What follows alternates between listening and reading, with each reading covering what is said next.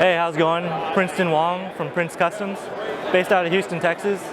Own a full machine shop, do a bunch of CNC work, and obviously I make knives. Yeah, if you want to take a look. One of the models that's been getting a bunch of attention recently, the Fion, has a hidden corkscrew in there and a fully functional lever. So once you close it, you can't even see that there's a corkscrew in from the side profile. It's a front flipper. There's a little thumb stud here to take out the screw. And yeah, once you get the cork in, you use this to lever it out. Yeah, this one won me Most Innovative at Blade Texas and Best New Maker at Blade Show in Atlanta. This model is called the Nucleus. It's based off of Gundam type design, mecha. But this one's fun because of the size and its weight. You get all the flipping options here, regular, the front, and you get a cutout for spidey flicking or thumb. But yeah, it's nice and light, and compact, easy to carry around all the time. This one's a new model I was trying to prototype for the show. Didn't quite get the lock bar insert done, but people wanted to see the profile. It'll be called the Orochi. This will also be a flipper and a thumb stud for the action. Yep.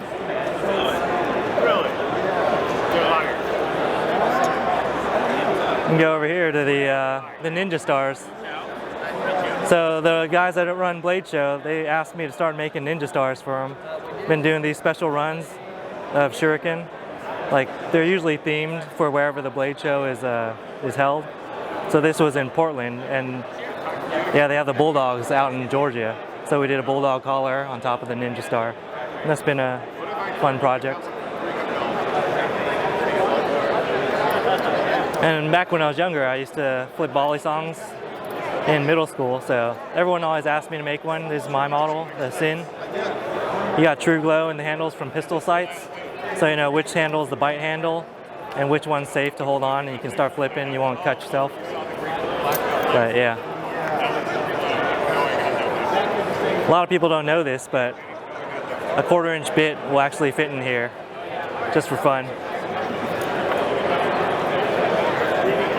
And moving on, we got my very first knife design called the Daruma. It's based on wing geometries and Japanese cranes. So the goal was to get into knife making, and this was my first design and model, and that's why I ended up naming it the Daruma, because people use it for setting goals in Japan. Like, once you set your goal, you color in the first eye. Once you meet it, you color in the second one. And related to that, I have little beads of the Daruma. These are all 3D printed wax and then investment cast in various metals. Like, this one's copper. We got a sterling silver and brass here. And related to jewelry, I also do things like roses. Every year I try to make some roses for my wife out of whatever materials that I'm working with. So one year was sterling silver. I made this ring.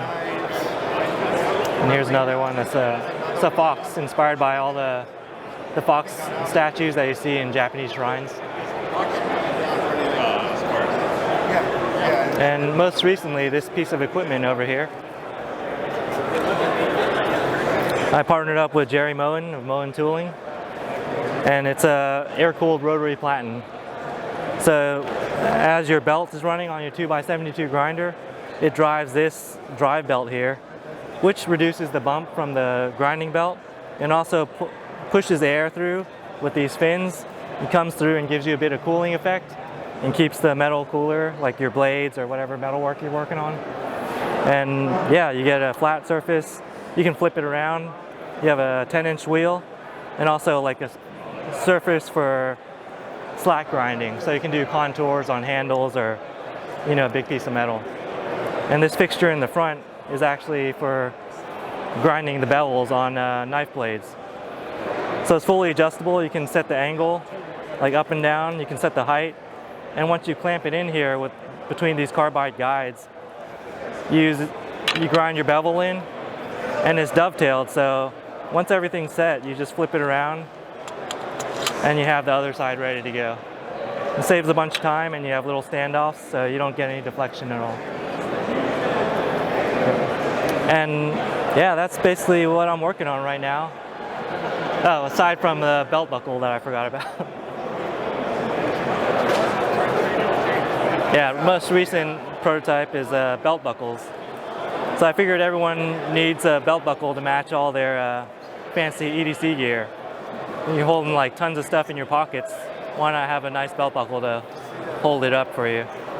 So it's got Damascus frames, Damasteel inserts, and we're working on having the belts manufactured right now, but we'll offer leather, all sorts of exotic materials as well. Yeah, thanks for dropping by the table. You can find me online, princecustoms.com, or Instagram, just Prince Customs, one word. Appreciate it. Thanks a bunch. If you like this video and want to support us, please check out the MIL-SPEC Monkey Store. Although known for morale patches, we also specialize in a good selection of DIY hardware and tactical accessories.